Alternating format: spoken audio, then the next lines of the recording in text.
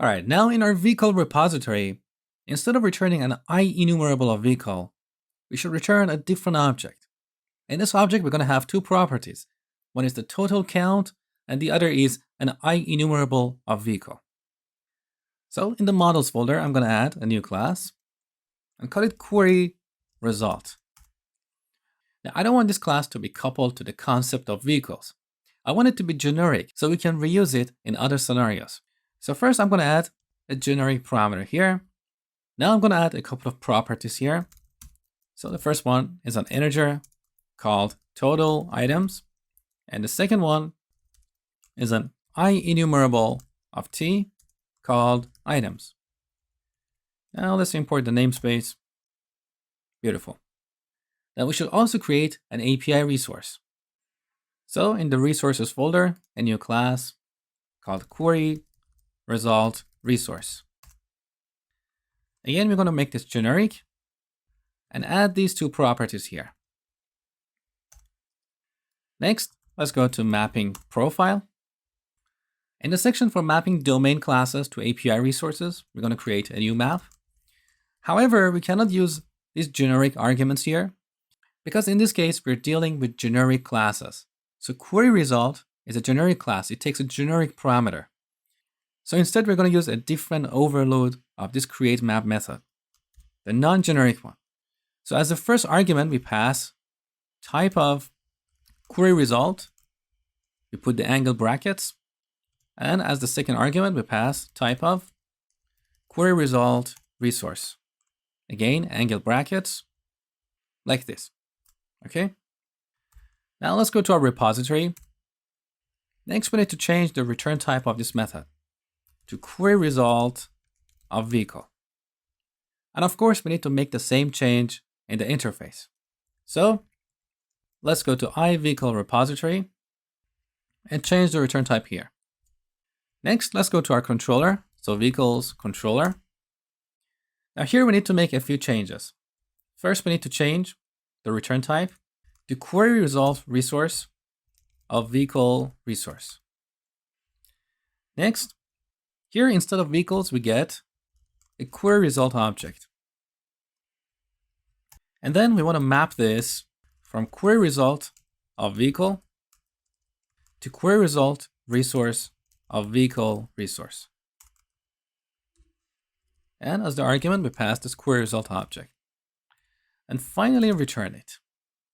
Okay, all the plumbing is done. Now the actual logic.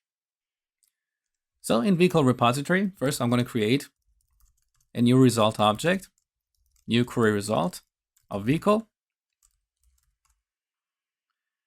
Now here, before we apply the paging, we want to calculate the total. So we can set result, the total items, to query the count link extension method. Or better, we can use count async and await it. So we get the total items, and then we need to execute the query to get the actual vehicles. So here, once again, result.items, and finally return the result object. Okay, let's try it. So I'm going to call this endpoint without any parameters. Now let's take a look. So we have a total of 23 items, and you can find all these items in the items array. Now, if I set page to 2, look, we still get 23 items, but the vehicles we are returning to the client are now different. So the API endpoint is working.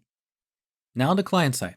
So let's go to vehicle list component. We go to populate vehicles method. This is where we're calling the API, right? Here in the subscribe method, I'm going to change the name of this argument to result. Then here I'm going to add a block. Set the vehicles property to result.items. And then another property here, total items, to result the total items. Or we could encapsulate these two properties inside an object and call it query result, just to be more consistent with what we have done on the server. So I'm going to set this, the query result, to result.